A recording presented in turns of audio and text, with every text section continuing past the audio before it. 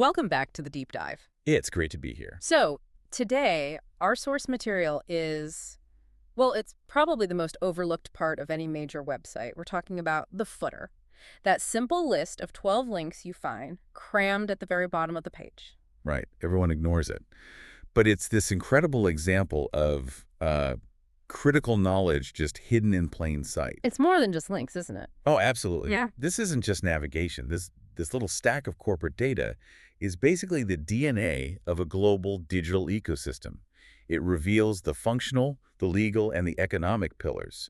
It's the architecture of control. Okay, let's unpack this. Our mission here is to take these 12 links about press, copyright, and so on, and figure out the corporate strategy that's encoded in this tiny digital blueprint. And we can start before we even get to the links themselves. Just look at that very last line. Yeah. Yeah. 2025 Google LLC. Exactly. That single line grounds everything. It establishes two immediate critical facts. First, the absolute ownership. Google LLC. This tells you exactly who holds the ultimate legal and, financial liability for the entire system. And the year? 2025? That's the second fact. It confirms this is a current, actively maintained, and binding corporate document. This isn't some historical artifact. This is their commitment right now. So we know who's in charge, and we know we're dealing with the present.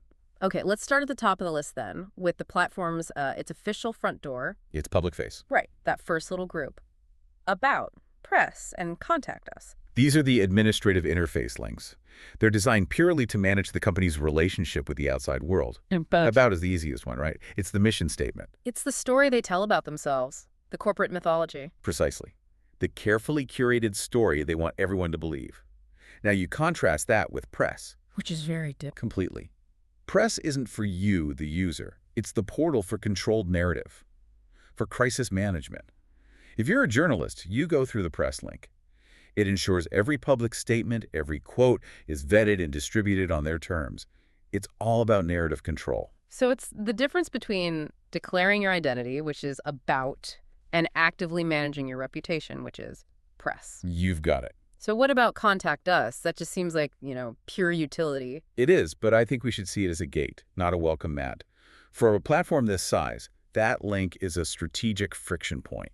It has to exist for legal reasons, but the goal is to stop you from ever using it. They want to push you to the FAQs and the forums. Always. The moment a real person has to deal with your issue via that link, it means the platform's automated self-service structure has failed. It's a cost center. So if you put those three together, you've got the corporate membrane. It defines identity, controls the public story, and filters all communication. They're not just links.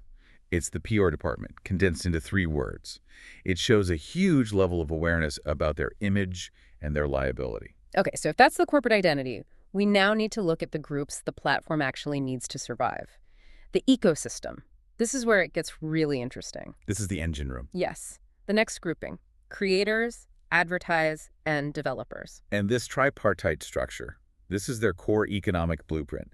They are literally listing out the 3 pillars that their entire model relies on: content supply, funding, and growth. Let's start with creators. The fact that it's listed so high up, that feels significant. It is. It's an admission, an acknowledgement that the platform is totally reliant on external content producers. They are the supply side.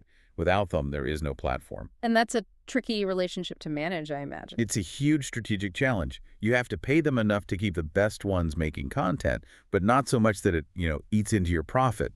So that creators link is there to formalize and manage the terms of that labor.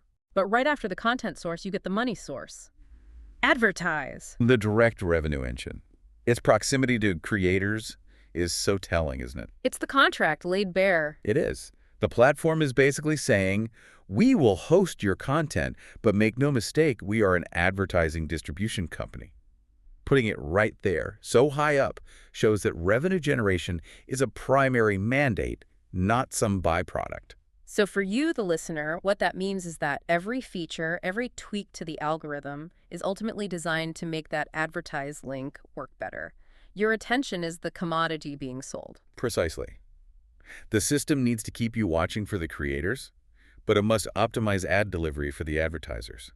And then you have the third piece that fuels all of this expansion: Developers. The group that's so often forgotten in the public conversation but is absolutely vital. So why are they so important they get top-tier placement? Because they are, in effect, outsourced innovation.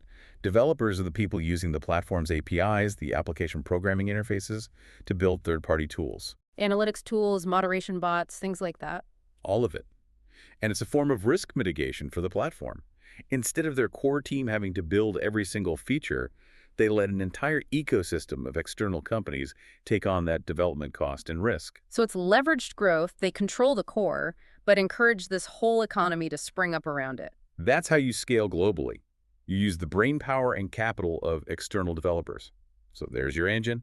Creators make the content, advertisers provide the capital, and developers fuel the expansion. If any one of those three fails, the whole thing stalls. And of course, an engine the massive, operating globally, has to be surrounded by rules, a legal framework. A very rigorous one. Which brings us to the next cluster, which feels much more serious. Copyright, terms, and privacy policy and safety. This is the legal defense mode. When you operate a service this big, you face three main liability exposures: intellectual property, user behavior, and data. These three links are the binding contract designed to mitigate all of them. Let's start with copyright. On a user-generated content platform, this has to be a minefield. It's absolutely essential, and works in two directions. It's there to protect the IP of the creators, but, probably more importantly, it's there to protect the platform from massive infringement lawsuits. That link leads to the whole infrastructure of automated content ID systems and takedown notices. So it's policing IP at a global automated scale. Okay. So copyright protects the assets. Then we get to terms, the thing no one ever reads. And yet, it's probably the most powerful legal document they have. The terms are the binding user agreement. They cover everything.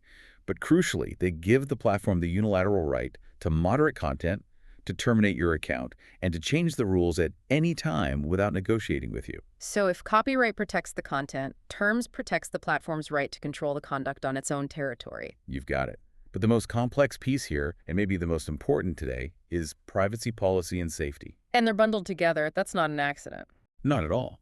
It's because, in the digital world, safety and privacy are intrinsically linked. The privacy policy is about how your data is collected, stored, and shared. Safety is about moderation, protecting users, and dealing with harmful content. And you can't have one without the other. Well, often the platform can only enforce its safety rules because of the data it collects. For example, tracking an abusive user across multiple devices to stop them from coming back. The data enables the safety enforcement. So that legal framework is built to manage those huge risks: data misuse under privacy and failure to moderate under safety. It's their entire defensive strategy in 3 bullet points: IP protection, conduct enforcement, and data liability. Which brings us to the final functional items, the ones that are about transparency, how the machine actually works, and its commitment to constant change. We have how YouTube works and test new features. The inclusion of how YouTube works is a fascinating strategic move. On the surface, it looks like a gesture of transparency. A response to all the pressure about, the algorithm. Exactly. It's the platform's attempt to demystify its own complex, opaque systems. But I have to ask, for you listening, is it really transparency? Or is it more like liability management disguised as education? I think it leans heavily towards the latter. Yeah. They're not giving you the source code. They're giving you the digestible story about how the system works to manage your expectations and, get ahead of regulators. And that link, which is all about explaining the current system, is right next to test new features, which is all about breaking the current system. It's a fantastic contrast. That link signals a fundamental truth. The platform is never finished. Development is constant, it's rapid. By openly inviting you to test new features, they're committing to speed and agility, even if it means things are a bit unstable sometimes. The architecture is built on moving sand. It has to be. And all of it, the economics, the legal structure, the promise of constant change, is all held together by that final line we started with. K2025 Google LLC, the definitive stamp of corporate control. It reminds you that every single thing we've discussed is managed under the ultimate authority of that one entity. So what does this all mean for you? We just took a tiny, overlooked list of links, and we mapped the entire functional anatomy of a global platform. We went from the corporate mask to the economic engine of creators, advertisers, and developers through the legal pillars, and ended with its promise of perpetual evolution. The brevity of that list is what makes it so powerful. It's a highly structured, intentional document. It defines the platform's relationship with you, with its partners, with regulators, with the entire world. It's a declaration of corporate existence. It really proves that nothing on a platform this size, not even the last link at the bottom of the page, is there by accident. It's all strategy. It is entirely strategic. And, this brings us to a final thought for you to consider. We've just mapped this inherent tension. On one hand, you have the static, foundational legal structure, things like terms and copyright. They're rigid, hard to change. Right. And on the other hand, You have the explicit imperative for constant, rapid change, signaled by test new features. The platform promises both immutable law and ceaseless evolution. So the question is this: how does that nonstop requirement for rapid development inherently strain the stability of those core legal and safety frameworks? Can the law ever keep pace when the technology is committed to perpetually changing the rules of the road? a great question to mull over. Dynamic development versus static law. Another deep dive complete. We'll see you next time.